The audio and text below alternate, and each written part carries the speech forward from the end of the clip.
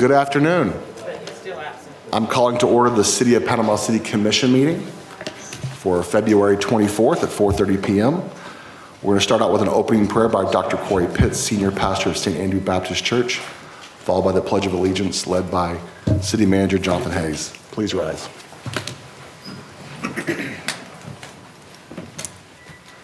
Let's pray. Lord, we come to you just recognizing that you are the creator of all things, and you are the giver of all good gifts. And so, God, we thank you for the gift of Panama City, for all of its citizens, God, and we just thank you also for those first responders that keep our city safe, keep us well, and keep us protected. God, we pray for every family that calls this place home, that you'd have your hand on them. And Lord, we also thank you for these leaders that are here today. God, we pray for wisdom for them as they seek to bring order to items that are on the agenda. And God, we pray that you would give them discernment as well as they lead well. God, we thank you for how good you are to us. We thank you for how you bless us. In Jesus' name we pray. Amen. Amen. Please face the flag and join me in the pledge.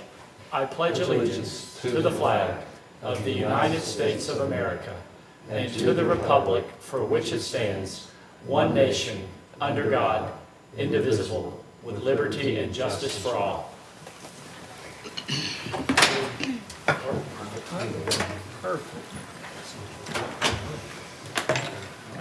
Please call the roll. Hi. Mayor Branch. Present. Commissioner Street. Here. Commissioner Hughes. Here. Commissioner Lucas. Present. Commissioner Granger. He may join by Zoom later on in the meeting. Mayor, you have a quorum. Yes, you've received the meeting minutes from February 10th. Do I have a motion to accept? So moved. Do I have a second? Please call the roll. Commissioner Street. Yes. Commissioner Hughes. Yes. Commissioner Lucas. Yes. Mayor Branch. Yes. Motion passes 4-0. Any additions, deletions, or modifications to the agenda? None from staff, Mr. Mayor. I don't have an addition this week, but I would like us to discuss water billing, maybe not at this meeting, but at the following meeting. Oh, community fund? March 10th? No, I think you mean March 10th, right, Commissioner? March 10th or possibly at our virtual workshop. Okay. Sounds good. Moving on, community announcements. Yes. As February comes to a close, stay connected to what matters most in our community. Make sure you're signed up for city communications and receive updates straight to your inbox or phone. From our monthly newsletter to real-time alerts like water service notifications, we'll keep you informed every step of the way. Scan the QR code or visit panamacity.gov to sign up today, because staying informed is always in season. The city has introduced a new way for residents to stay informed about programs and operations at the MLK Junior Rec Center. A dedicated notification group has been added to the city's mass communication system to provide timely updates directly to subscribers. Scan the QR code on the screen or text PCMLK to 38276 to automatically opt in for text notifications, or subscribe online at panamacity.gov for MLK Junior Recreator Center notifications. The Panama City Symphony, in partnership with the City of Panama City, brings live musical performances to the City Hall Rotunda once a month through their Musically Up Close series. These free concerts feature intimate chamber music by PCS musicians and special guests, offering the community a chance to enjoy classical and contemporary music in a relaxed downtown setting. Join us this coming Friday, February 27th at 3:30 p.m. in the City Hall Rotunda for the next Musically Up Close performance. Panama City's Charter Review Advisory Board is actively engaged in a comprehensive review of the charter.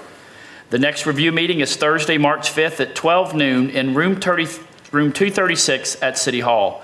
And the Panama City Parks and Recreation Advisory Committee has gathered community input regarding parks under construction for potential consolidation. Their community survey closes this Saturday, February 28th. For more information on both, please visit the city's website at panamacity.gov. Join us for Ignite STEM, a fun, interactive STEM experience designed for youth and families in our community. Brought to you by HCA Florida Healthcare and the Bay County Chamber of Commerce, Leadership Bay. This event goes beyond textbooks, showing kids the exciting possibilities of STEM learning and careers right here in our community. Ignite STEM will be held Saturday, March 14th from 10 a.m. to 12 noon at the MLK Junior Recreation Center. This event is free, but registration is required. Scan the QR code on the screen or visit our website to register today at panamacity.gov. On March 16th through the 18th, the Dream Builders Spring Break Camp will be happening at the MLK Junior Recreation Center. This 3-day camp runs from 9 a.m. to 5 p.m. and offers a full-day experience focused on creativity, confidence building, teamwork, hands-on learning. The cost for the camp is $50 per camper for kids aged 6 to 14. Space is limited to 50 participants. Registration is now open and closes March 2nd. Reserve your spot today at panamacity.gov. That is all the announcements. Moving into public hearings. Item number 6A is ordinance number 3299, amendment to Chapter 12, Environment, adding Article 8, Railroad Rights-of-Way Vegetation, Drainage, and Nuance Maintenance. This is the final reading for ordinance 3299, and staff recommendation through the Director of Development Services in the City Manager's Office is that the Commission have the final reading and approve this ordinance. I do believe that City Attorney Mr. Zimmerman does have a few remarks before we move forward for consideration. Mr. Mayor. This item came to you for consideration last meeting, and it is a requirement to have a more streamlined approach for code enforcement. So it requires all railroad companies to maintain grass and weeds outside the ballast track zone so they do not exceed, the grass and weeds do not exceed 12 inches in height. Keep open all ditches, culverts, and stormwater conveyance within the right-of-ways to prevent flooding or standing water. Keep rights-of-way outside the ballast track zone free of fire hazards, trash encampments. Ensure vegetation outside the ballast track zone does not obstruct visibility at public street crossings. The ordinance exempts the area known as the ballast track zone, where the railroad tracks are, in a 15-foot area extending from the center line of the track on both sides so as not to interfere with the operations of the railroad. This item came up with observations by Commissioner Street and others concerning the issues with vegetation and right-of-way. The city is not obligated, but if it does, it could provide notice of the need to either clean up or mow. And then if that is not done within 30 days, the city could do that on its own, and then the city could have a lien and do a nuisance assessment to collect the cost of that action. This is a ordinance that is loosely patterned after one from Central Florida that we looked at, and it is available for public participation. Mr. Mayor? Yeah, well, this is a public hearing. Oh. This is a public hearing. If you wish to speak about item 6A, please come forward. Anyone for 6A? Seeing none, let's do a motion to accept. And I think Nevin, thank you, I think Nevin just read, we have a code enforcement process. What's wrong with using that versus creating an ordinance and put some government overreach in there? And I remember Josh talking about that is a hard area right there. I go at 21st Street and you're running down there. But here's a concern that I have. Is this setting the stage for later on? Now we don't want the guy behind the Texaco on Harrison and 231. We want to clean his up and we're going to charge him. And now we're opening the door to, let's just go charge them. We can't even cut our own grass all the way. We have people cutting it for free. I'm concerned that we are getting the cart before the horse. Really, we shouldn't charge anybody on that, and we ought to get our house straight first before we start doing that. Just from a position of do as I say, not as I do. But does that concern of later on, this commission is not the same, let's say anything from South Florida is going to be different than us up here, and now they're going to open the door and start charging people for cutting right-of-ways, which is that does this allow for that potentially? First of all, code enforcement, the way the code is written out, is available as far as to cite the railroad. But what this does, it allows it to be more proactive. In other words, some jurisdictions, I believe, they have a process where they can provide notice. If nothing's done, they immediately take action and abate the problem. And then if somebody doesn't like the way it was abated, then they can file an appeal or something after the fact. This is patterned after that. The way that the city's code enforcement mechanism is set up is that you provide notice, and then if it's not abated, you go to a magistrate. Right. And then you act pursuant to a magistrate's order. So this is doing it differently than our normal code enforcement process, where you give notice, and if nothing's done, you immediately, the city could immediately take action and then file a lien. Now, this is specific to a railroad. Now, I'm not saying that the ordinance couldn't be amended someday to include other things. Okay, that works. Have we talked to the railroad company? Has anybody called them and say, hey, we're getting ready to try to make y'all do something? Or have anybody called? Lots of conversations. I mean, we've had multiple verbal conversations over the last many years, going back to when I was Public Works. Since Commissioner Street introduced this, have we called the railroad company and said, here's what's going on? I didn't call them, but I did email it to the contact at the railroad. And just put it on their radar and said, if you have any questions, myself and Mr. Zimmerman would be happy to hop on the phone with you. Okay, I never did we heard get back. any Never return heard back back. from them? No, sir. So I guess I would piggyback on that and say, I don't think the goal is to go out there and us start cutting other people's grass and charging them. Ours is not. Right. But I would say that I think it'd be interesting to talk about a rollout if this ordinance passed. How would we get their attention before we start doing that? And so would we start sending them certified letters, letting them know, hey, like what would be the process if this thing passed and we decided there were areas around the railroad tracks that were overgrown? How would we notify them, and what would we expect from them? Like, what would be the time period before we just start going cutting grass everywhere? Because that's not the goal. The goal is not to grow a grass cutting team. That's not the goal. The goal was to have a right of way that we don't take care of and the taxpayers don't take care of. Right. Josh, what stretch of railroad are we talking about? So what's mainly brought this forward is we have a several mile section that is part of our, what I would say, it's critical. If it gets overgrown, then houses flood, properties flood, because it's the main drainage area for for multiple neighborhoods. It's not just one. So we have gone through this process of trying to walk through code enforcement, trying to go through all of these steps. And what you'll find is the way our process is built, it's really meant for, hey, one time this happens, this is corrective action, and then that's it. Whereas this is an ongoing issue. So it's not like a roof. Go fix your roof, go fix your window, and you're done. This is something that has to be done over and over and over again throughout the year.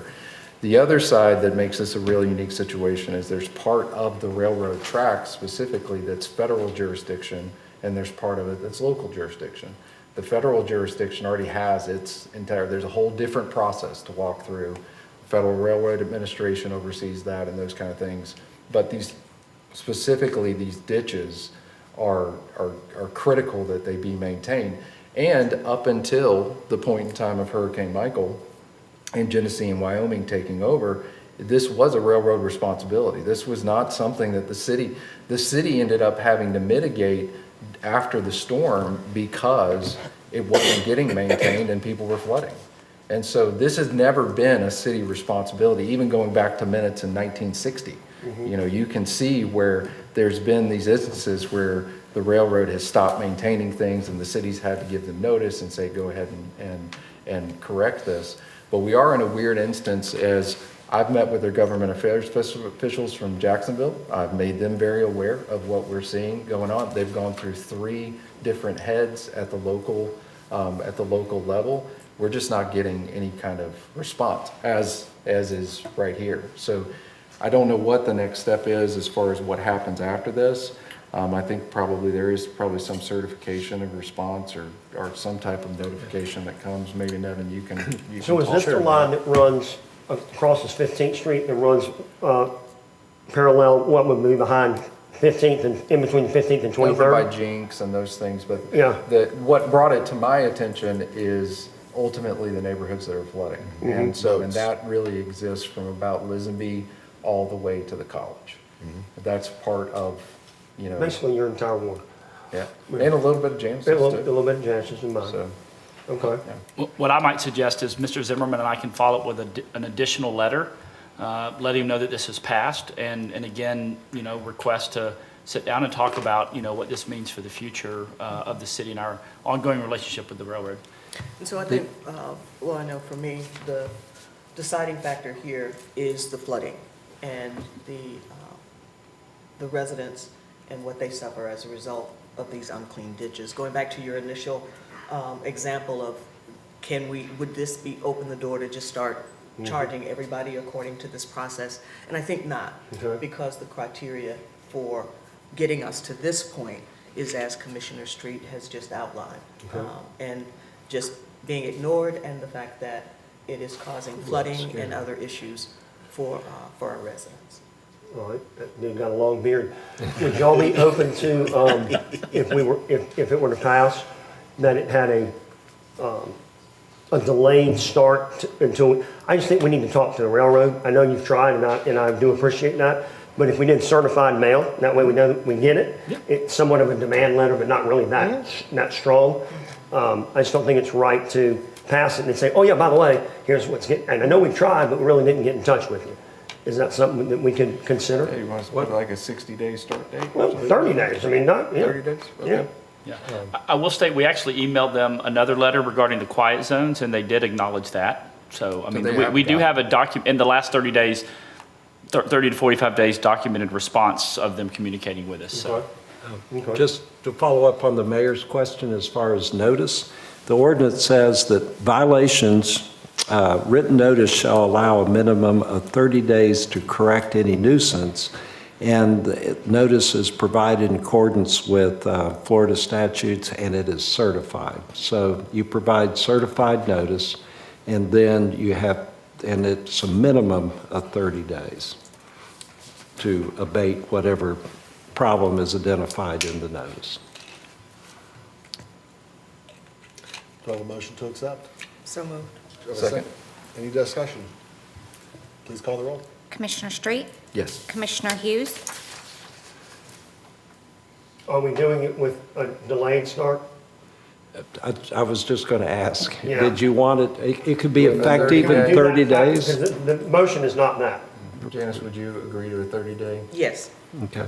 So it will be effective. Can we just 30 say April 1? Would that be fine? Just make it clean, April 1? You can go party on April the beach, 2nd. and we can start cutting. April As long as Fools. it's no joke.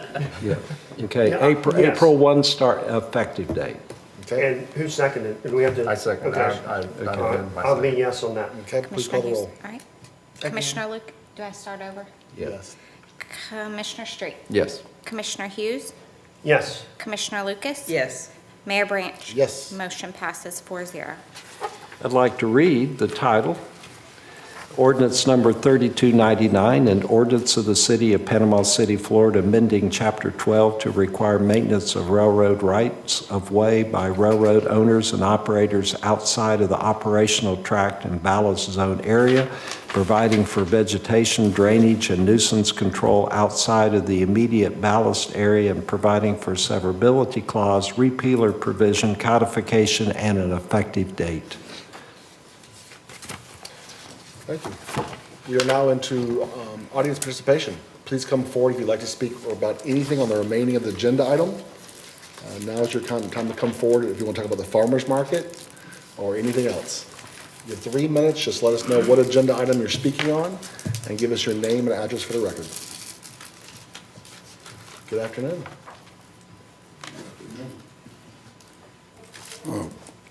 Walter P. Henry, 614 Maple. I wanted to hear what y'all saying, talking about the railroad.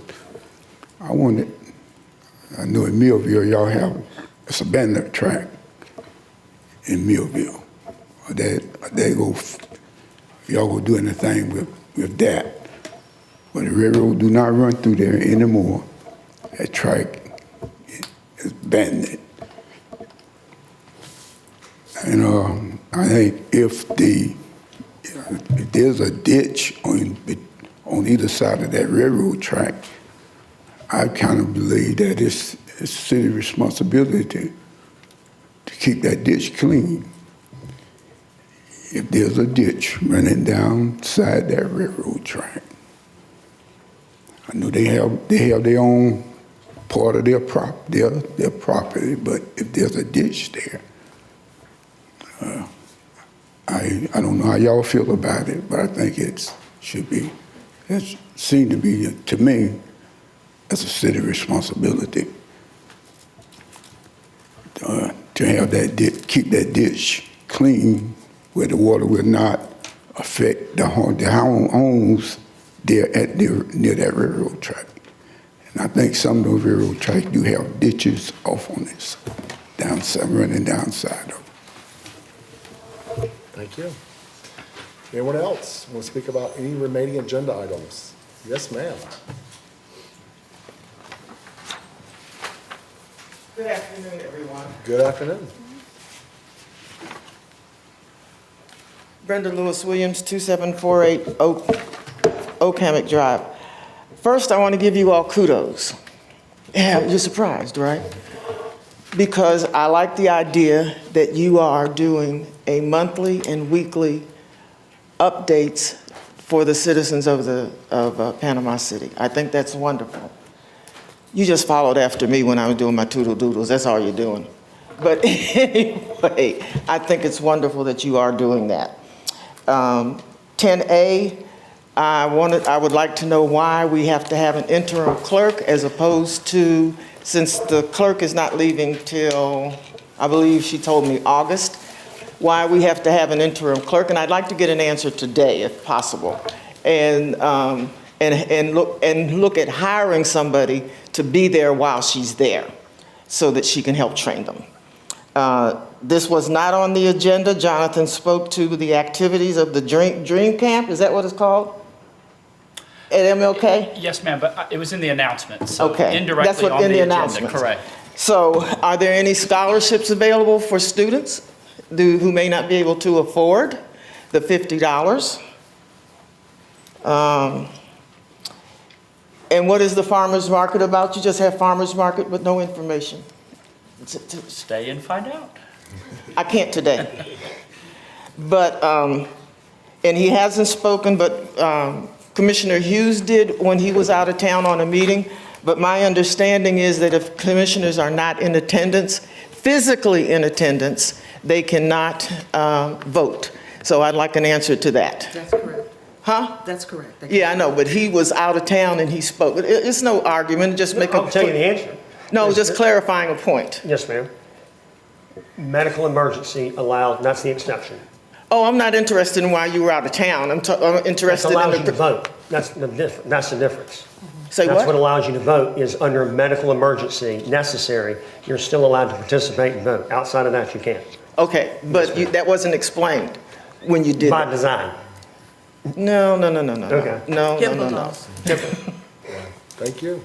We'll roll those questions into those agenda items. Let's make sure we get those answered for her. Anyone else want to speak today? Yes, sir. Come on down. He's got a longer beard than Brian. I know, he makes Yes, he Brian's does. beard look small. Hello, Mayor, Commission, City Manager. I'm Bill Davenport, 3946 Peters Drive here in PC. I'm here in regards to, I can't remember, it's 10-something on the farmer's market. We've 10F. We've submitted a permit for the upcoming year for the farmer's market. Really don't know what to say. We've presented our option that we would like to proceed with for this particular year. We've experienced great growth with the city, which we believe is bringing a lot of benefit to downtown and the city businesses. And when it gets time for that, or now, I don't know the procedure really, but I'm able to answer any questions that I may have an answer for you. Awesome. We may call you up toward that agenda item. Yes, sir. Anyone else? Yes, sir. Come on down.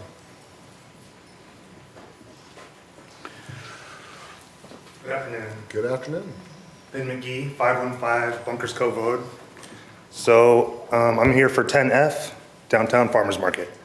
I'm just interested in the Downtown Farmers Market not moving from location to location.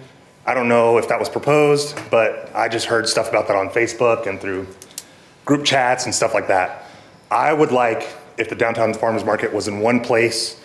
It provides predictability for parking, for vendors, for customers, for people who are setting up, tearing down. Even just knowing which vendors are there is nice. When you go and you look for one of your favorite vendors and they're not there one weekend, it's kind of frustrating. So I can imagine vendors moving from place to place, moving from street to street, block to block can be frustrating for those who patron the farmers market. Personally, as both a patron of the farmers market myself, and as a business owner and someone who commutes through downtown every day, I would prefer for it to be in one location every weekend. I love the farmers market. I just don't want to see it bounce around quarterly, monthly, whatever may have been proposed, if it's been proposed for it to move. What location do you like? What location do I like? I really enjoyed it when it was in Mackenzie Park. I know that originally it was moved away from there because of the construction, and you were there when I originally spoke to not having it be to my dislike of it being on Harrison. It wasn't detrimental to the point to where my business went in the red. However, we did see about a 30 to about 35% decline in our normal traffic on the Saturdays. It was, okay, so it's not conducive to my business per se, which that's selfish. However, my only request is that it just doesn't move from place to place. If it stays where it's at, it is what it is. If it moves somewhere else, it is what it is. I just don't want to see it continue to hop around. Wherever I'd like to see it really isn't, I'm not really worried about it. As long as it's in one place, then I know I can go get that same stuff I get every weekend. Cool. Yes, sir. Thank you. He's our new neighbor, Nevin. I know. Anyone else want to speak today? Last call. All right, closing public comments. Moving on to consent agenda. Do I have a motion to accept the consent agenda? So moved. Second. Any second? Second. Please call the roll. Commissioner Street? Yes. Commissioner Hughes? Oh, we closed public comments. Can I speak? Let's go ahead and finish the roll call. One Okay. second. Commissioner Hughes? Yes. Commissioner Lucas? Yes. Mayor Branch? Yes. Motion passes 4-0. Yes, no. We technically closed it, but yes. I'm sorry, I can't hear well. That's okay. What agenda item are you speaking on? What agenda item are you speaking on? What do I want to speak on? Yes, ma'am. If you could go back to the mic so we can all hear you. I can't hear.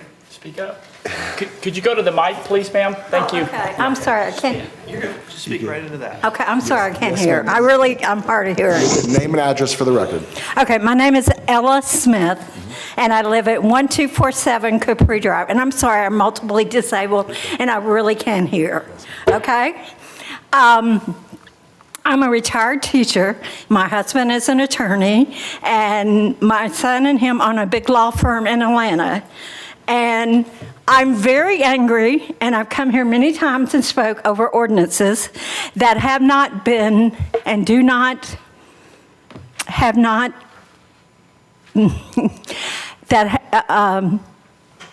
regarding between townhouses. And I don't want to go into detail because I don't want to become angry, because I am angry.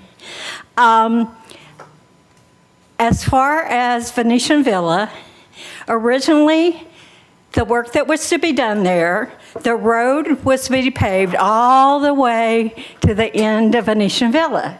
And there was to be sidewalks all the way to the end of the road on Venetian Villa. I went to every single meeting, and I'm very aware that there were supposed to be roads all the way down Venetian Way. And now all of a sudden they're stopping. So, needless to say, I am very angry. And I've run for office many times in Atlanta. My father-in-law was a senior state court judge in DeKalb County. So needless to say, I'm very angry that, again, money has been spent in Panama City. I can see it. But when it comes to the outskirts of Panama City, again, it stops. So I'm here to tell you today that I am very angry. I don't get angry very often, but I am very angry as an individual who's disabled to see that the money stops on the outskirts of Panama City. So I am telling you, I am here to tell you that I will advocate and we will be back. And I can assure you, we will be back en masse. And I will be running for office and things will change because it's not right for all the people in the city of Panama City not to be represented. I appreciate your time, every single one of you, but all the people in Panama City pay taxes and all the people in Panama City should be represented, every single one of them. We should have our canals. They should be done as promised. Again, we should be represented. Thank you very much. And our streets should have been paved. Thank you. Yes, ma'am. Jonathan, can you get her Suzanne's card so that we can have a meeting with her? Sure. Can you hand her my card, please? Thank you. Okay, closing public comments. Moving on, we've passed the consent agenda. We are moving into the city attorney items. Any city attorney items? There are none None, this just a whole meeting. thing. Okay, Jonathan, we are on 10A. We are. So this is just, as is standard practice, after notice of departure of a charter officer, there is, generally the commission will give the remaining charter members direction on what they would be the next steps. That could be something as simple as, pausing for 30 days or so and coming back, or having HR provide maybe a draft job description for the commission to take 30 days to review and provide feedback, either through the city attorney or the city manager's office or the city clerk treasurer's office, depending on that vacancy. So really, we just want to know if there's any action at this time that the commission would like us to take regarding the vacancy that is pending for one of the charter positions. Yeah, I've never hired a clerk before, and so I'd love to see potentially the staff come up with a description, but I'd like to see what other cities' descriptions are when they hire clerks. Sure.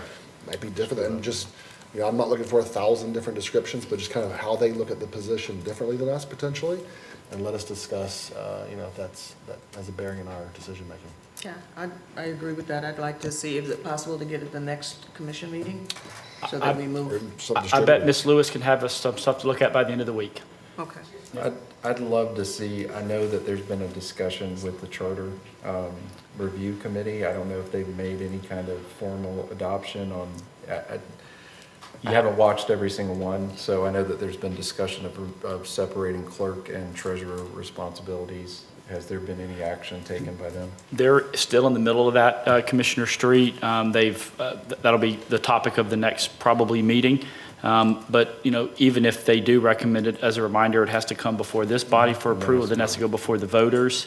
Potentially in November, if we don't make the July deadline for the supervisor elections, it'll have to go on our April meeting, our April election of next year. So, you're looking at, what, eight or nine, up to maybe 13 months before we have any final approval and any change to that from the voters, who ultimately have to sign off on the charter change. So that's just kind of a requirements brief. for the last time we put out looking for somebody to fill that position. You had what we were. Yeah, I would defer to Mr. Zimmerman. He was here at the time, and I believe he helped lead the effort. So. Yes, we do have those. We can make that, sounds like we can make that available. We can provide you the information that's already in the charter about the duties in the charter, provide you with a draft job description, and also provide you with information from other cities. Do we need to discuss or have a workshop or distribute information on how to hire a recruiter versus internal versus, Your recommendations on that as well? We could. Last time, there was discussion and a recruiter was hired eventually, and that there was, I can't recall now exactly how the recruiter was selected, but there was a selection process with proposed fees, and that was provided to the commission, and that information can be provided as well.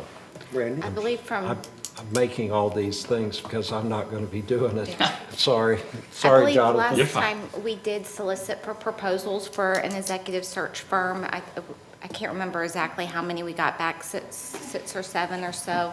We evaluated those, made a recommendation to the commission, and it selected one and went that way. It was during COVID, so it was a unique time period to be recruiting.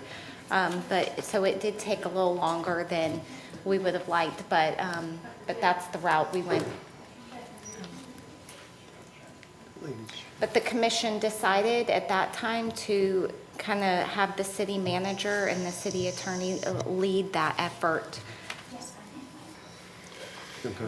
So I don't know who should be leading it. I just would like to see some research come into us so we can start thinking about it, have a baseline, amount of information to start discussing. I agree, and I think we should move forward with filling the position. And as the charter review process unfolds, should there be a change, make it at that time. Cool. Do you need a vote on anything, or is that enough information for you guys to move forward? Oh, yes, Granger. Do you want to say something, Commissioner Granger?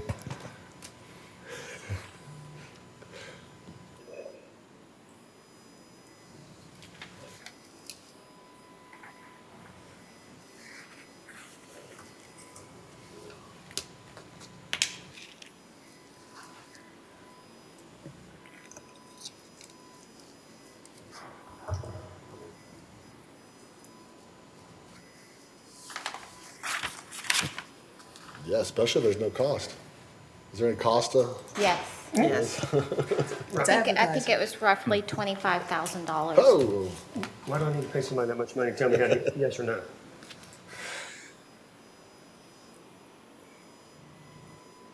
yeah, I mean, I'd love to see all those options, kind of just a list of options so we can discuss those.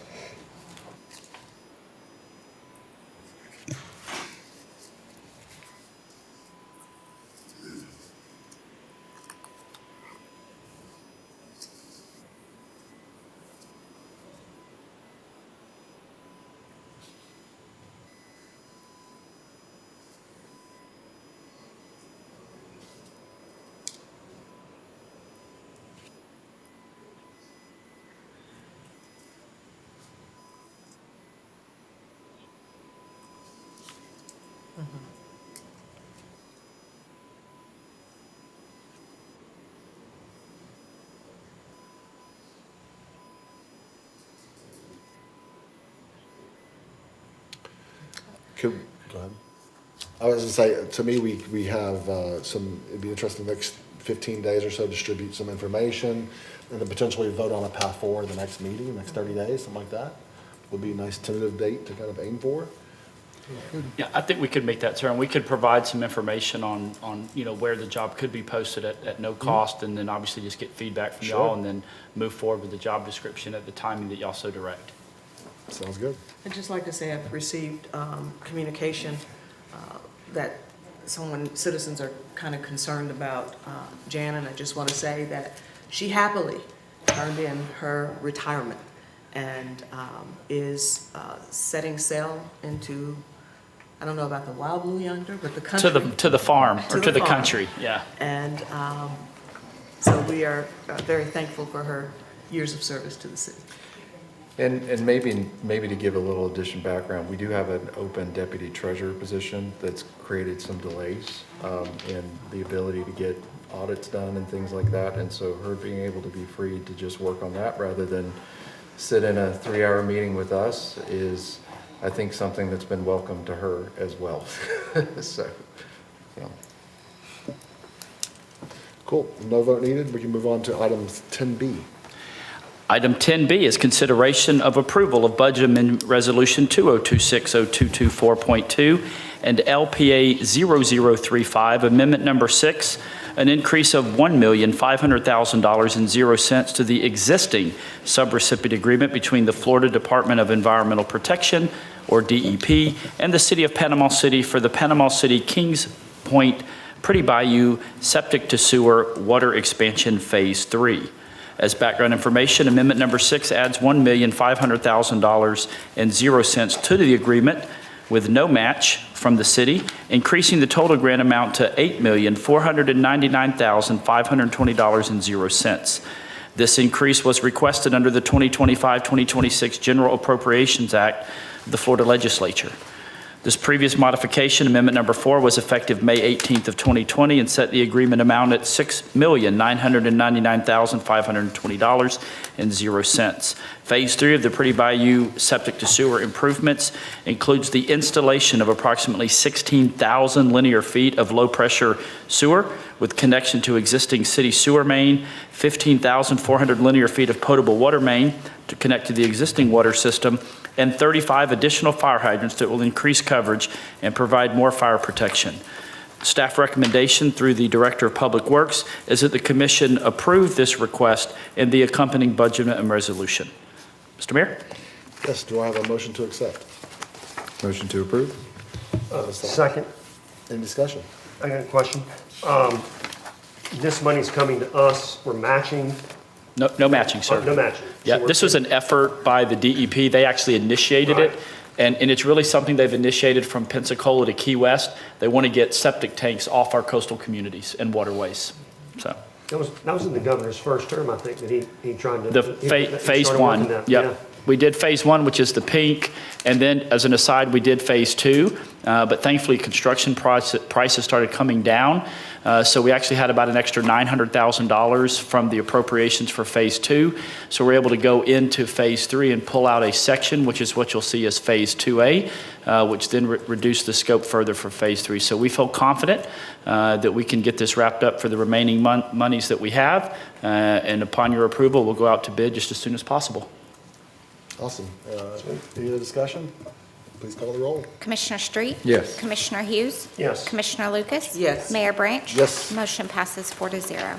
Okay, I have a budget resolution to read, and this is, you have it in front of me. 10B, thank you. And it is resolution number 2026-0224.2, and it's the increase, and it is to increase the budget. I don't see the title. Anyway, it's to increase the agreement between the FDEP and the City of Panama City for the Kings Point Pretty Bayou and Water Expansion Phase 3. All right, item 10C is related, and it's consideration to approve Panhandle Engineering Amendment Number 7 to task order number 13067 for Pretty Bayou Improvements Phase 3 for CEI services in the amount of up to $230,000.00. As background information, on April 29, 2020, the City of Panama City contracted with Panhandle Engineering for the design of the Pretty Bayou Septic to Sewer project for $499,490. This was directed under task order number 13067 with the following 6 amendments. This new amendment number 7 will increase the scope for CEI services to include phase 3, construction management at a cost of $230,000.00, bringing the new task order to $1,381,320. Details of the additional work to be performed is in the attached proposal that was dated December 18th of 2025 for the commission. And the information is in your packet. Staff recommendation to the Director of Public Works is that the commission approve this request. Mr. Mayor? Yes, I'll entertain a motion. Motion to approve? Second. Any discussion? Please call the roll. Commissioner Street? Yes. Commissioner Hughes? Yes. Commissioner Lucas? Yes. Mayor Branch? Yes. Motion passes 4-0. Item 10D is Memorandum of Understanding seeking approval from the Commission with Massalina Investments LLC and McKinsey Partners LLC for 300 Laverne Avenue. As background information, enclosed is the proposed MOU, or Memorandum of Understanding, between the city and the owner and developer of the property located at 300 Laverne Avenue. The purpose of the MOU is to approve the use of density bonuses in the downtown district as provided by Section 104-33 of the Unified Land Development Code. This section states that a development may utilize density bonuses up to 60 units per acre and may exceed the maximum floor area ratio of 3.0 if certain public benefits or development amenities are proposed. The MOU lays out the following public benefits and amenities for 300 Laverne Avenue: public access promenade along the water, public parking, a rooftop amenity, and motor court/plaza. The MOU also establishes a commitment to coordinate the relocation of drainage and utility easements on the property. Following approval of the MOU this evening, the next step is for the developer to finalize the development plans and submit a development order application for review by staff and our planning board. The project is considered a major development as defined by the Unified Land Development Code, which requires final approval by the planning board. Staff recommendation to the Director of Development Services is that the City Commission approve the MOU with Maslina Investments LLC and McKinsey Partners LLC for the property at 300 Laverne Avenue. Mr. Mayor? I will entertain a motion. So moved. Second. Any discussion? Yeah, if we have to approve the MOU, why don't we have to approve the VO for the major development? The Planning board does. the planning board does. I think he's asking why them and not the commission. Why not us? Because that's on the large side, and here we're approving the MOU, and I'm for it, so I'm just asking a question.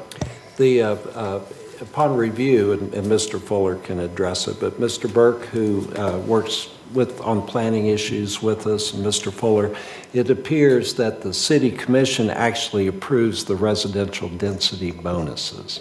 And so and that has to do with what public amenities are being proposed.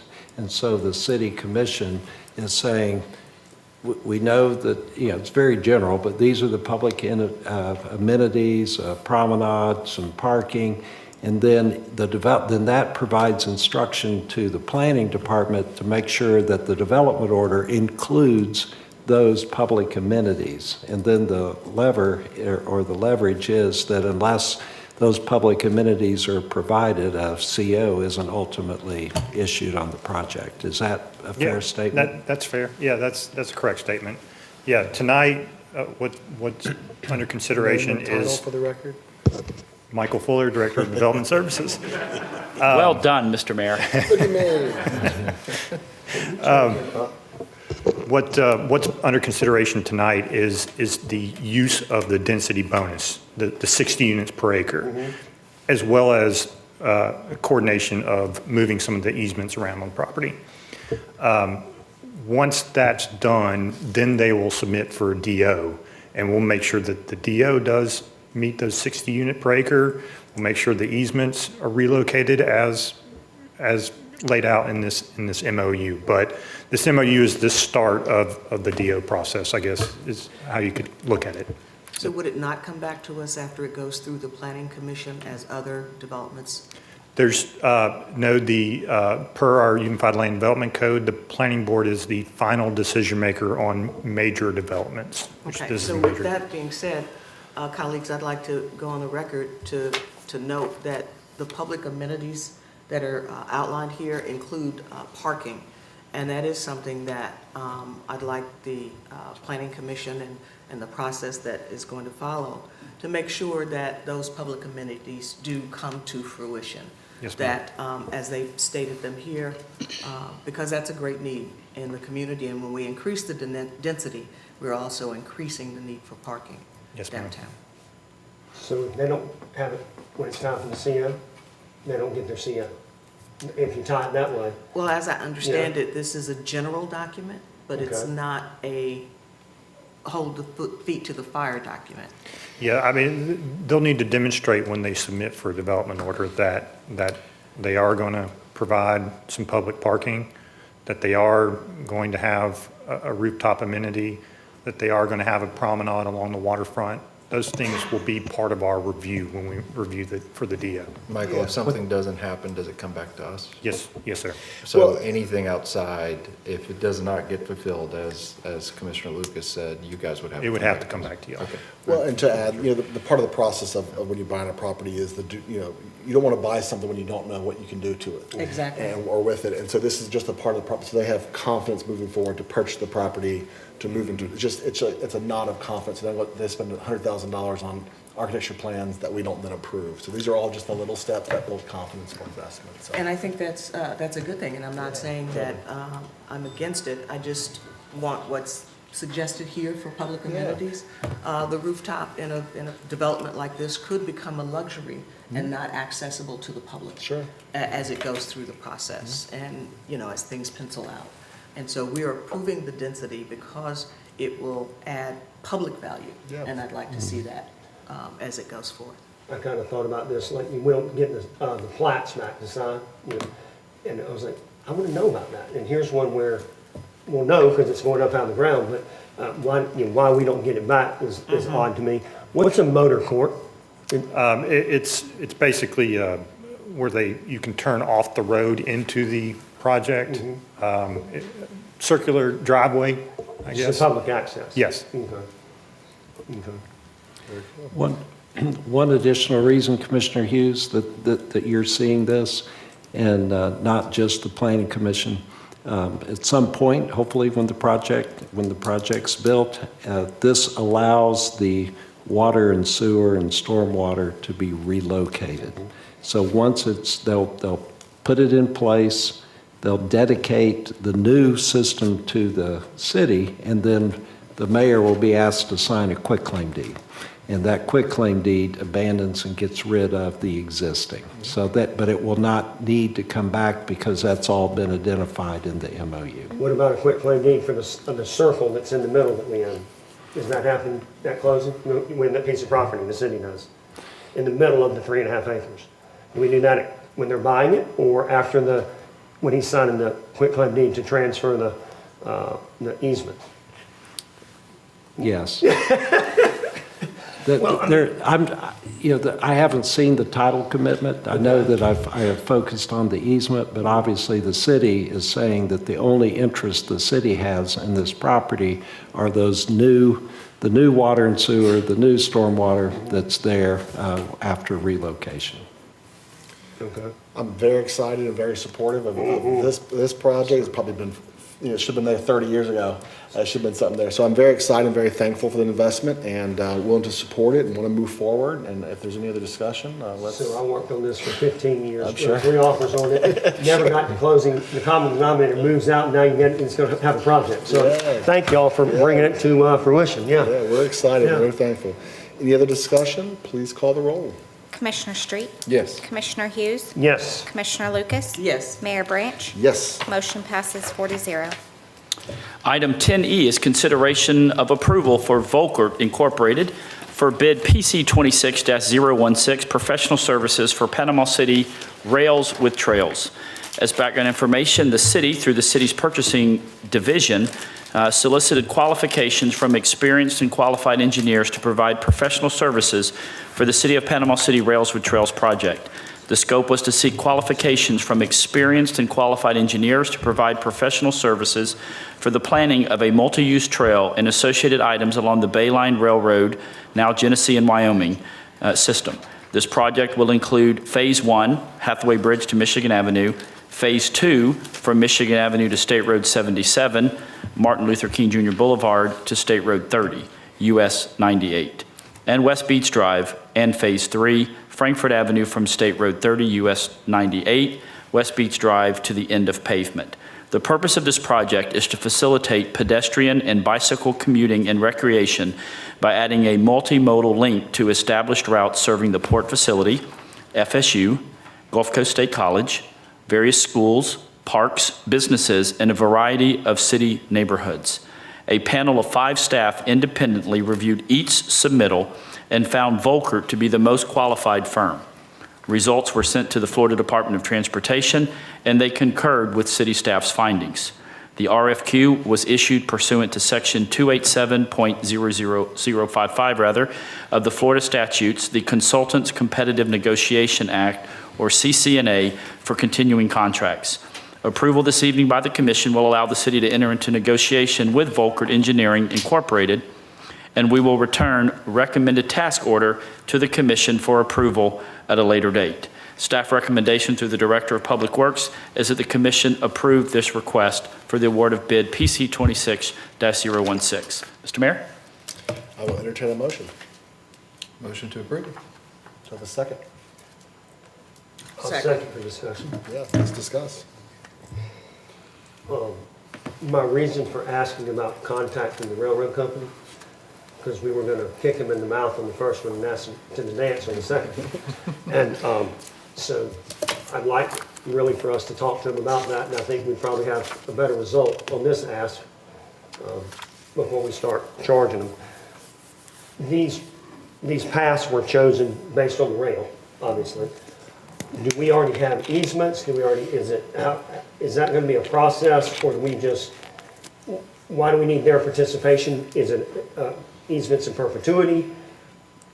That's part of the process, Commissioner Hughes. This will take the phases that were referenced, basically the pink and the green, and move that up to 30% design. That involves any necessary right-of-way permits, site analysis, and planning.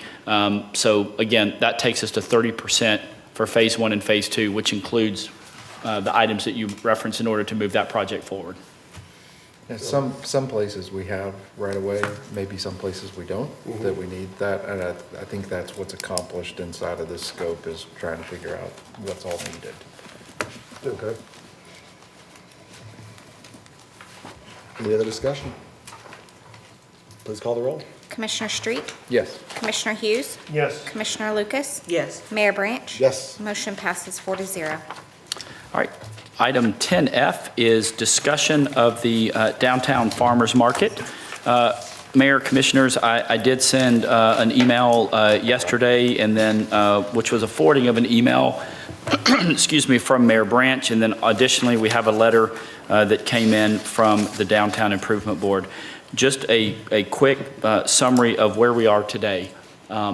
As of today, the downtown farmers market has approval to remain on Harrison Avenue in between Oak and 4th through the end of this month, which will be Saturday.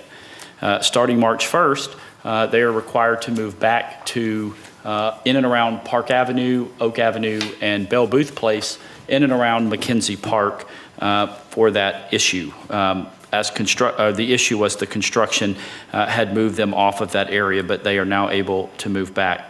However, there is a new permit application which is sitting with our PCR director, Mr. Myrle. I did request him to hold off on moving that forward until we had a conversation this evening. And that request is to remain on Harrison Avenue from Oak to 4th this Saturday week, which would be March 7th, and that's because of the Flux Festival. But then be able to be moved the following Saturday, March 14th, to be from 4th Street all the way to 6th Street. I will share it's the opinion of our PCR team and the police department that given their current size and continued growth, that stretch along Harrison Avenue from Oak to 4th is simply too tight, as is some of the areas in and around McKenzie Park. I personally do agree, and I stated this in the email, I do agree with the point that Mr. McGee made. I do think moving it around will be problematic. We've had it where it is now for about 7 or 8 months. My recommendation is that the commission approve the modification to the permit to remain on Harrison from Oak to 4th just for this coming weekend because of Flux, but then starting the 14th, move to 4th Street to 6th Street. Let's reevaluate that in October when we have about 7 or 8 months worth of data and then we can compare it to the two different sections, and then as we consider the permit for 2027. I will also add that moving it up a little bit further like that does keep it kind of away from the O12 construction area, which we do expect to last throughout the rest of the year. So that's the background, Mr. Mayor, Commissioners. Happy to answer any questions that y'all have. I know this will be a passionate discussion with lots of different opinions and viewpoints, but Mr. Meyerl is here, as is Captain Dusty Patterson with the Police Department, that can answer any questions in regards to this farmers market and the operation in downtown Panama City. Mr. Mayor? Yes, thank you. I was thinking about, 7 years ago downtown, how there was no farmers market, there was no traffic problem, there was no construction, there was no, there was lots of vacant storefronts and. You mean 8 years or 7.5? Oh, yeah. 7 years ago. Oh, yeah, it was true. And how far things have come. Even when the farmers market started, it was all in Gateway Park. It was like 6 or 7 vendors, and Bill was one of them. He was selling coffee. And how far we've come. And I couldn't in my wildest imagination imagine a downtown with 8,000 people on a Saturday morning and an arcade and boutiques. And we're talking about a multi-million-dollar projects now. What an amazing reality this is.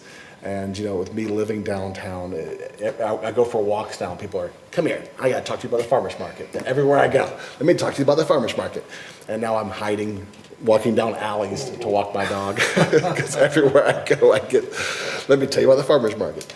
And it's a great problem. There's so many people downtown. I told Jonathan, I was trying to get out of my own house because of Harrison Avenue being closed and all the I had to go. Went down to the marina, couldn't get out. There was a traffic jam there. And then I tried to get up to the courthouse, the one-way alley, couldn't get up that. So then I went back down and then went through the cove to get out of downtown because there was so much traffic. And you had a smile on your face, too. Oh, yeah. And there were moments where I was like, dadgummit. And I could see someone, especially if I had a kid and screaming in the back of your car, you'd get a little upset. And, I go back to the fact that we, as in the city, spent a ton of money on Harrison Avenue. And Harrison Avenue is a place for people. And, businesses need some consistency. Even if even my own businesses have a varying amount of hours. And we are not open every day, same hours every day. There's, hour or two here, we're closed certain days, and that does trip people up. Anytime there's not a consistent pattern. I'd like to see the farmers market, and I appreciate the DIB distilling down. They went through a lot of heated discussions and a lot of conversations distilling down. I'd like to see it on Harrison Avenue. Whether it rotates or not, there's pros and cons to everything. But to me, too much of a rotation, this side, that side. What we want is predictability. You want to be able to tell your employees, they're like my employees. They know that on Saturdays they need to park all the way up near the Marie, hotel, motel up there because that's where the parking spots are going to be. Mm-hmm. And you want to be able to predict to even your customers, hey, I know that these pockets of this part of town will be available on these days. And so some of that predictability is helpful to employees and the customers. So, whether it stays on one block of Harrison Avenue or rotates on Harrison Avenue, I'm indifferent to that, but I'd like to see it on Harrison Avenue. But in general, I'm thankful we're even talking about this, right? Sure. And the reality too is it's thousands of people who are there to buy, and they're in a good mood, and there's puppy dogs and strollers. It's not it's not a rowdy crowd, and they're there to buy things. So we're thankful for that. So I ask people regularly, where does downtown start? Yeah. Starts at 6th Street, but most people will tell you the clock tower because that's what has been open the most for the longest. And I think the city, before you and I got here, has done a good job of keeping, promoting and doing all that. But I think it's also time that we now include, we need to invite 400 block and 500 block because they're downtown. So from that vantage point, I've been trying to come up with a way to have the public interact with those businesses. At one time I had some idea where you build the longest Subway sandwich or something and you have to go into each business and get something that you've been in there to participate. This does somewhat solve that problem in terms of it puts people in front of those businesses, but it also creates problems at the same time. I look at it from I need the business owners to tell me what's probably best rather than me tell them. I don't own a business down there. And what I hear the most of is parking not for the public, but for their, like, one business. I need parking so we can do deliveries and all that, okay? And they lose that ability on the front side. I like rotation because it keeps it in front of everybody equally. I think the permit that's in front of us is, what, 7 months and 3 months or something like that? 7 up on the 400 and 500 block and 3 down on the 300 block? Is that? No, sir, there is no permit for that. The permit that is sitting It's at been Mr. asked, yeah. Right, but the only thing that's been formally submitted that's sitting at Mr. Myrrell's level pending tonight's meeting is to move it to 4th through 6th, starting March 14th for the rest of the year, and then next weekend being able to stay in between Oak and 4th so that they don't interfere with Flux. That's what's sitting. Okay. Correct me if I'm wrong, Mr. Myrrell. That is correct. Thank you. So from the police perspective, I'm confused as to why they would be against it, because we're not adding any more police. We have the same amount of end zones, if you will, so we're not adding any more. So I had a question about that. From the city's perspective, specifically the city manager, why would you suggest it stay down there in one spot? What was the reason for that? I think a lot of the reasons that Mr. McGee mentioned, I agree with. He actually thought some others that I didn't. I think predictability is good. Moving it around, I think, will cause confusion. I think you get into a battle rhythm and people can know where to park and where to go. There is a little bit more parking the further north you get in and around City Hall. And again, we have about 7 months or 8 months worth of data from when it moved to Harrison Avenue because of construction in 2012. And this would give us roughly, another 8 months worth of data. Then we can compare and then try to make a decision moving into 2027. Do we want to do the first half of the year on the southern half or the back half? Or maybe people are like, you know what? Maybe we want to go back to Beach Drive. I believe the desire eventually is that it will grow all the way from 6th Street all the way to Beach Drive. I believe that is the eventual desire of the farmers market. I've heard that anecdotally from a few people. And I think it has that potential given the growth that we've seen really just over the last few years since I've moved back, back home. And I want to commend Bill. You've done a great job, and thank you for bringing 8,000 people, helping it get set up for downtown. That's really cool. Bill's like famous farmers market guy. I know, he's like top dog, yeah. Would you mind if people here that wanted to talk about this? Sure, we can reopen public comments. Is that okay? Sure. If you want to speak about the farmers market, come on down. And including you, sir, that went into 3 minutes if you wanted to. Sure, we're willing to hear more comments. If you want to speak about farmers market, He's an come on arcade down. guy. That's a cool arcade. That was very cool. Mm-hmm. Well, thank you for breaking how you normally do this and giving me a chance to talk. I couldn't be here earlier. I was still closing my business. I love the Name, farmers address for the market. record. Let me preface that by saying I love the farmers markets. Name and address. Oh, Leanne Harding. I own Main Street Antiques on Harrison at 437 Harrison Avenue. Thank you. I love the farmers market. It brings a fantastic demographic downtown every Saturday, and I want nothing more than for it to succeed and for it to grow. I have real concerns. My business has been downtown for a decade now. I just celebrated my 10th anniversary in November. I've gone through a hurricane that significantly impacted my business. I've gone through COVID that significantly impacted the business. A road closure 3 weeks after I bought my building and moved in, where the road was closed for 6 months.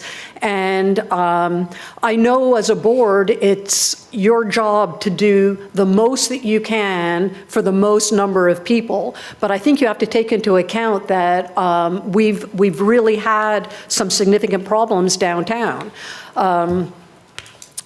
I'm concerned that my business being closed, the front road being closed every Saturday, I try to know that some of the other businesses are really going to benefit from 8,000 people walking past them. My business is more of a destination. The people that are coming to me are coming from Atlanta, from Birmingham, from New Orleans. They come specifically to shop at my store on a Saturday where we can load giant pieces of furniture into their trailers for them to leave.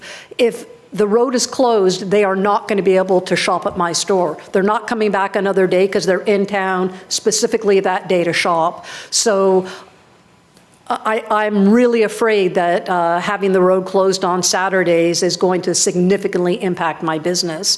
Right now, I know that I have customers complain that they can't shop on Saturdays because all of the parking is taken up either by customers of the market or by vendors of the market. So the road being closed in front is going to just kill my Saturday business. And I'd like you to consider, if it's going to happen, I'll live with the 3 months. Nobody said anything about 7 months. The DIB even recommended it only be 3 months in front of each block. 7 months will kill another Christmas. You guaranteed us that we would only have one Christmas damaged by road closures, and now you're saying there's going to be another. So I hope you stick to your word and don't close us for another Christmas season.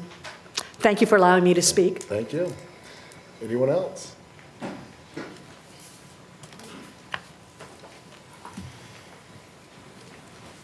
Catherine Shores, I'm a board member of the Downtown Improvement Board and also property owner and representative of 6 storefronts on Harrison Avenue.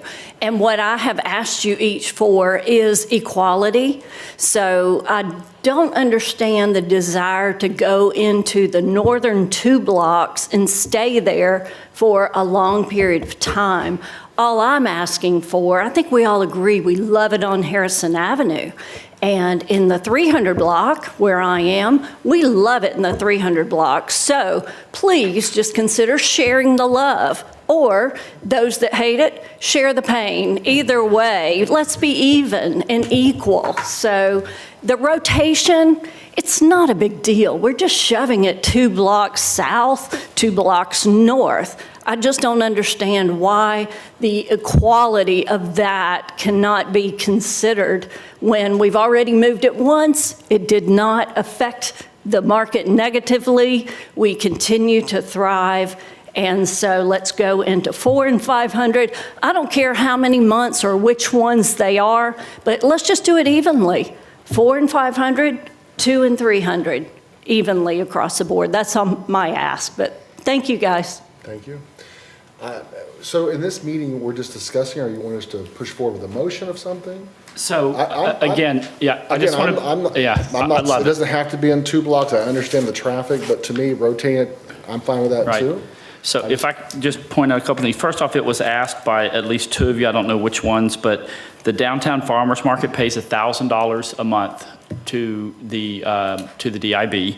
In addition, they pay for security, the police expense, plus they pay for 3 employees to operate the farmers market. So I think The DIB is the permitting. that is correct. So And if the DIB is asking us for a specific piece, why are we not discussing that? that's the recommendation I put forward, and I respect that some people are saying differently, but the permit that was submitted by the DIB and Mr. Davenport is starting March 14th, moving to the north of 4th Street for the remainder of this calendar year.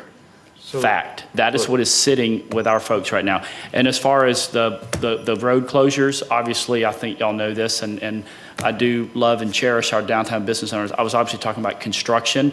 I have no control over road closures for event permits. That lies with this body. Okay, so if I can get clarity, so we've got a permit from the DIB stating one thing, and then we've got a letter stating another thing. Is that, am I understanding? You're right. That is correct. Okay, that's confusing. Hello, Bill Davenport with the Farmers Market. Maybe I can help clear up some of the confusion, because even to me, it's kind of as clear as mud. The permit was requested just earlier than the meetings that took place with the DIB and the businesses. So with the information at that time, we submitted the permit, which was the 400 and 500 block. From that meeting, the consensus was a rotational market. I submitted in the email what the rotation would look like in my opinion. The DIB submitted theirs. I think there was a little bit of a disconnect between adding some additional places into that rotation that from a farmer's market standpoint would probably be detrimental to what we're looking to grow with downtown with the foot traffic. And my assumption was we had clarified and worked through that, so it was going to be a rotation on Panama or on Harrison Avenue only, not into McKenzie Park. And so the permit submitted is for a permanent spot. Due to the timeline, I didn't know whether we needed to pull that back, if we could get it amended and put back in, or if that's something you guys as a commission or guys and gals as a commission can make the change if it comes to a vote. But that's the reason why there's a disconnect on what the communication is saying versus what the permit is the permit got in on the timeline, but the meeting from the DIB and us are on separate schedules. So you're open to the rotation up and down? I am good with the rotation. Yeah. We just want stability. You know, if the rotation happens, we're totally fine with that, and we'll make it work as long as it's on Harrison. The stability piece, you know, it's knowing what the schedule will be so that we can effectively communicate it to the community, to our vendors, and to all the stakeholders that are involved, so everybody can plan, whether it be parking, foot traffic, all the stuff that comes with it. So there's so much, who filed this? Can we just enable staff to like rotate on Harrison Avenue? The sequence, I don't really care. Approve the permit. Well, but I don't want to approve a permit when I don't know what's on the permit, and I don't want it to be, oh, we have to amend it now. Can we just have staff work with Bill and or whoever, and to get a permit that's, rotation on Harrison Avenue, the increments that he wants, or what makes sense to, whether it's 6 and 6 or 3, 3 and 3, it doesn't matter to me. It seems like there's some consensus from the merchants on a rotation. Some consensus on a rotation on Harrison Avenue. Yeah, so I'm hearing the rotation piece. Do you feel like you and the DIB can get to a schedule that makes sense? Yeah, we can definitely, split it, the rotation. Again, this is just kind of discussions that with the DIB, we had submitted ours. I think there was a little bit of disconnect. That's been clarified but not communicated effectively. Yeah, you clarified it. One thing to add as business leaders talk to me, Bill, is one thing, take this for what it was worth. I'm not a farmer's market expert, so please don't take this as me telling you what to do in any shape or form. But one of the ways that was described is the back of the tent is like facing their business, and so most of the people are walking down the middle versus walking down the sides. Is that not? That's incorrect. You changed it? So we have set the market up with cool. the intent of pushing the foot traffic to the businesses. So when you're walking, you're either walking on a right or a left side towards the business. So you guys have already figured that out. Sounds like you guys have actually kind of clarified most of this, and that there's just a disconnect between the existing permit and what needs to come. So yeah, I feel perfectly comfortable with, I think you guys have got enough. Couple things rotation, I think, is clear. So. And it's fair. Yeah. And then take the data and you may come up with something different. You may get a group of business owners that want it right in front of their business. I would like to say, a rotational from when you look at markets across the nation, your markets that are thriving markets, economic generators, as far as foot traffic and putting, kind of rear ends in seats per se, those markets they have stability, stability that can either look at permanent. But when you start getting too many, by the ways, like we're going to add an additional place, when it starts getting too complex, you start really hurting the product that you're trying to grow and utilize. Being on the same road, though, even though it's up and down, that's where we can make that work. And the reality is, they're not drastic moves for the rotation between those blocks. So if you are used to showing up, say, on the 300 block, all you do is turn to your right, and you're seeing the market on the 400 block. And if you show up on the 400 block, you turn to your left, you're going to see it on the 300 block. So it's not a drastic change where somebody's really going to have to go search and see where the market is. They're going to be able to find it. And we're going to have good communication out through our different social media to be able to communicate, hey, that's where it is. So I don't think it's a big problem, and it's something we can definitely make work. So That makes given sense. the sentiment I'm hearing here at the dais that if it goes back to staff and DIB and you all to work out the permit and bring it back to us March 10th, that's still within a time frame. No, I mean, we need to approve March, or y'all need to approve So March 7th to stay where they're at. I'll because- motion to stay where you're at for another week so that you are through March, what is it? March 7th. March 7th, to give us time for you guys to get back the final permit. Does that work? Okay. Any discussion? Please call the roll. Commissioner Street? Yes. Commissioner Hughes? Yes. Commissioner Lucas? Yes. Commissioner Commissioner Granger? No, Mayor for Branch? you. Yes. Motion passes 4-0. So, things that I've heard, this isn't having to do with that, like, the restaurants are saying that that day is now tough because I guess the food trucks. Do you have any data? We need to keep data on moving that up. Does that help them? I hear, there's a lot of good, but also hearing that, do you have a system of no competition coming out of the farmer's market versus existing buildings, or existing businesses, as much as possible? As much as possible within reason. We take into consideration that a like type item, we're not setting them right in front of their store.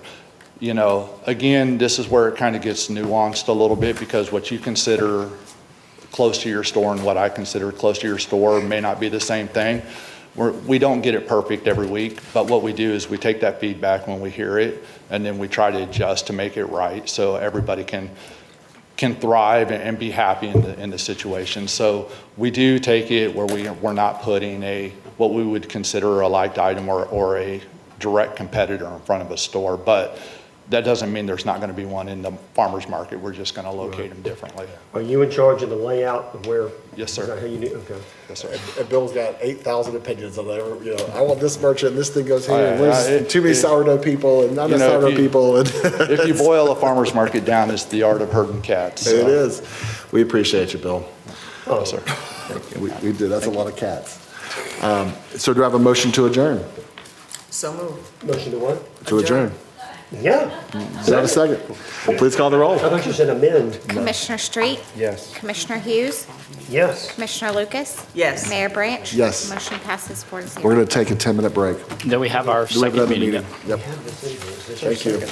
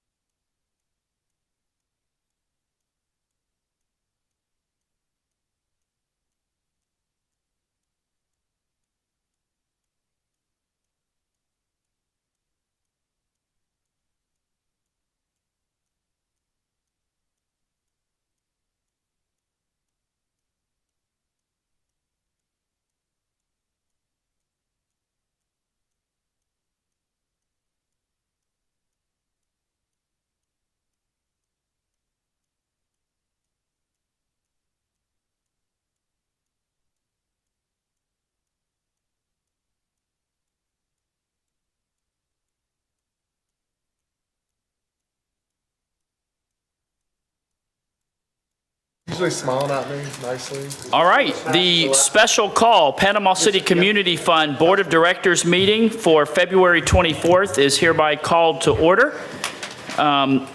We will have the roll call, please. Madam Secretary.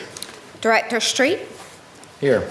Director Hughes, Here. Director Lucas, Here. Director Branch. Here. You have a quorum. Thank you so much. Board members, you have the minutes from the January 13th, 2026 Panama City Community Fund Incorporated Board of Directors meeting. Staff would entertain a motion to approve the minutes. So moved. Second.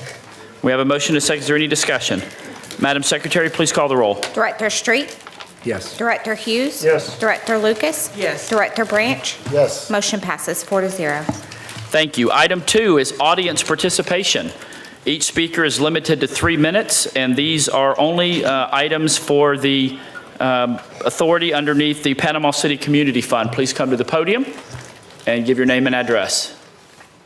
Seeing none, audience participation is closed. Moving into item number 3, which is discussion of authority and procedures related to expenditures from the newly created cost centers for the MLK Rec Center. And we did include Truesdale Park, but we will speak to that during this agenda item. Mayor and Commissioners, board members, I did put down a memo on each spot here this evening. This was also emailed earlier that it spells out the Center Scholarship Program and how we plan to approach this. This is a collaborative effort between the City Manager's Office, the Parks, Culture, and Recreation Department, and our Housing and Community Services Department. You kind of have 2 options in front of you.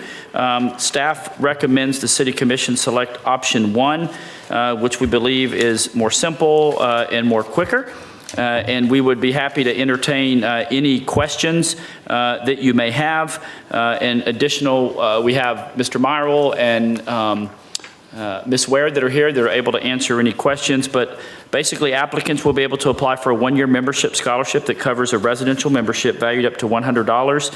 Individuals can also apply for a scholarship to cover the cost of paid programming such as summer camps, STEM events, etc., up to 3 times a year, valued of up to $150. So this does answer the question that was asked earlier in the commission meeting to this end. So staff would entertain a motion to approve for the purpose of having any type of deliberation. I move that we approve both options 1 and 2, given the distinction in incomes, that option 1 certainly gets those who qualify and have that kind of documentation, but there's a gap that option 2 would fill. All right, is there a second to that motion? I'll second. All right, there's a second. Is there any conversation or questions of staff from the rest of the board?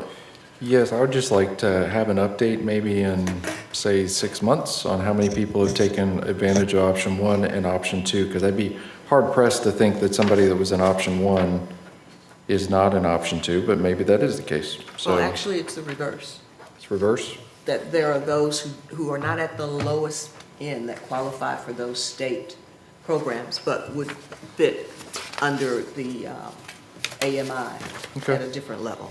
Okay.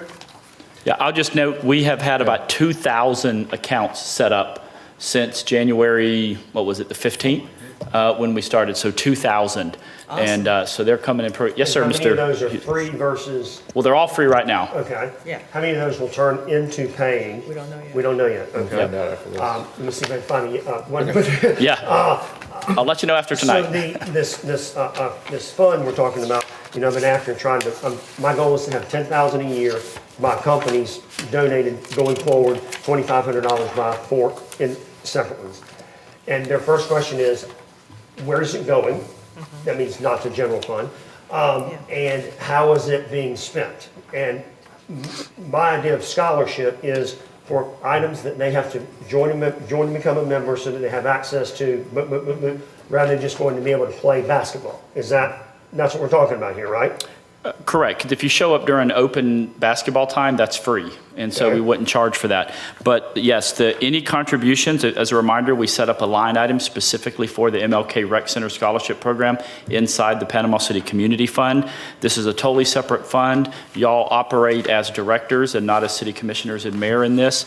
There is no connection with the general fund with this. This is a separate nonprofit account that has been set up. So, and additionally, we have quarterly meetings, and we provide financial reports that y'all have to vote to basically acknowledge and approve. So you'll see every quarter the monies that are going out for this particular benefit for folks at MLK Rec Center. What now? But from this fund. From this fund, correct. Okay, and can we keep, once a quarter, maybe we update those people that donate? Hey, here's how many people you help scholarship, you help participate. Especially if there's more of a need. Exactly. But I understand your question to be, their money goes into the fund. It funds the membership, then that money goes out of the fund, and where does it go? And that question has been answered, but I think that's the question he's asking. Correct. So it would go in a very systematic way to cover the cost of whatever event, whether it's a membership, whether it's one of these special things we spoke about, the STEM events, the camps and all that, and it would go into the appropriate fund on that end. With everybody's fees, go to cover certain expenses that we denoted, because it's on the information page. That is correct, but it would be a specific individual transaction for an individual that meets the criteria of either option 1 or option 2 to cover that expense. It wouldn't just be like, hey, we're going to transfer, $1,000 into the general fund. It has to be very systematic. It has to be specifically tied to an application. So I come in and pay $100 because I don't qualify. You come in and pay, you get the scholarship, but that $100 goes to whatever is our checking. They both go to the same place. They both go to the same place. And that's what I want to make sure of. We're going to transfer that $100 scholarship. Out of PCCF into that. One transaction at a time. All right. Yep.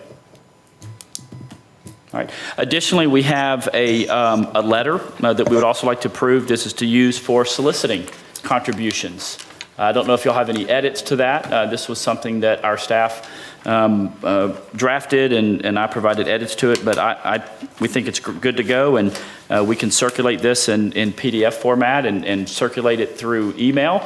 If you'd like to have it printed and hard copied to somebody with a more personal touch, happy to do that as well. We can do either way, and we're also happy to follow up, and let folks know, maybe a couple times a year, how many folks they were able to help, how many kids or families they were able to help with their contribution. Absolutely. I'd love for you to use the letter and then give us a report on how many people gave, and if they didn't give, then we'll come back and. Is the letter going to be a requirement? I do.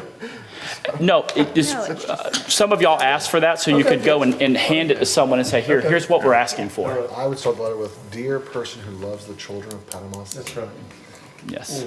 And you would, your salutation would be smiles. Yes, it would be.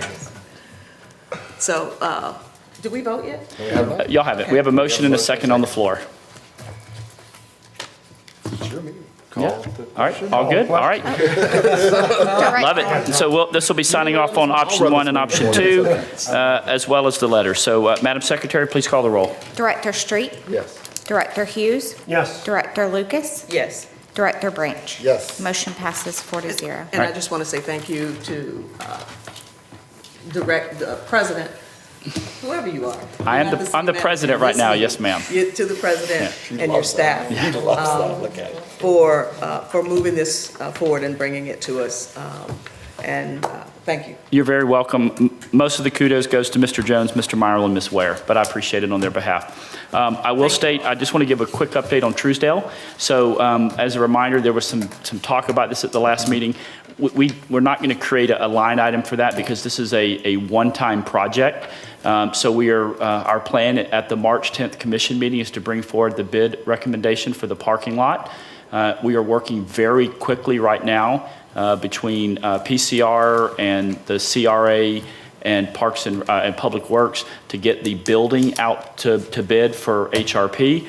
And then after we get that out on the street, we are also working concurrently with Florida architects on the interior of the building and identifying exactly what we need. And then we would work with this commission primarily probably Commissioner Street, to go out to folks that have made offers to donate materials, labor, supplies, and when they make those contributions, whether it be labor, whether it be materials, that can be a one-time contribution specifically earmarked or designated for the Truesdale project. And what I've asked the team to do is to, beyond the HRP money for the project, beyond the HRP money for the exterior of the building, including HVAC, the full build out of the inside, what is the approximate scope that we and what's the cost estimate on that, and what do we need with facility maintenance and public works kind of helping manage that construction project, so that we can go out and make specific asks for the people in the community that have offered to help build that out.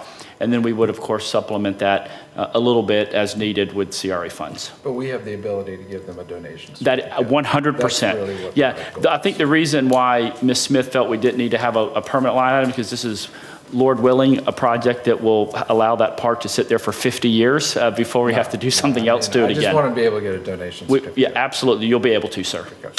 Yes, sir, Mr. Hughes. We're going to pay for the upgrade of Truesdale, or? Well, we have some HRP money, Hometown Revitalization Program, for the parking lot. It's going to be about 35 spots. And then we're going to do a slab for eventual some pickleball in that area. And then a playground. We'll use some CRA money for that. Then we have another HRP fund. We roughly have $750,000 in HRP money for the Truesdale Park, including both the park, the parking lot, and the clubhouse itself. We're going to maintain that gazebo that's been there for generations. The HRP money specifically for the clubhouse is the exterior.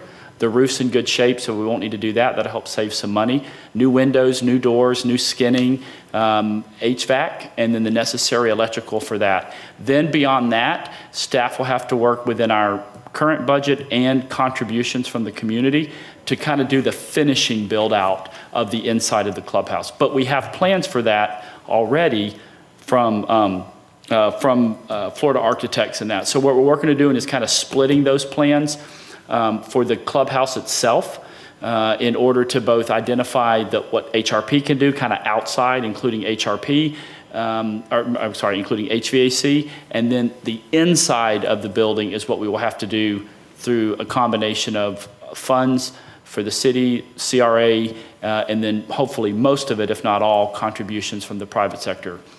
And then our facility... What I thought Mr. Pick said is that they would kind of do the inside, where they had people that they could complete the project with, either discounted rates or their labor. Remember when he came up and talked to us that day? He did. I mean, I know there's been other folks. Meyer Electric has offered to do some things. What we'd like to see is, I mean, there are some things that our staff can do. For example, the framing. So, obviously if we can get everyone to donate everything that we need for everything, that would be great. But I also, I think it's okay for us to have a little skin in the game. And if we could get, say, for example, someone to donate all the timber, all the lumber for framing, our guys could frame it up. And then you bring in Meyer Electric to provide both the material and maybe the labor for the electric, that would be great. We could maybe get someone to donate contributions to do all the sheetrock work. That would be, those. And again, we're working on those specific items right now. That's been my task to both logistics and facility maintenance, as well as public works. To the stuff that's not going to be covered by HRP, we want to be able to have a clear scope, kind of what we need, so that we can then go out there as both elected officials and senior staff and talk to those community members that have already offered a desire to help get Truesdale into the end zone. One of us up here knows how to get discounted from Lowe's while you're building something, so maybe we can get some help there. Yeah. So.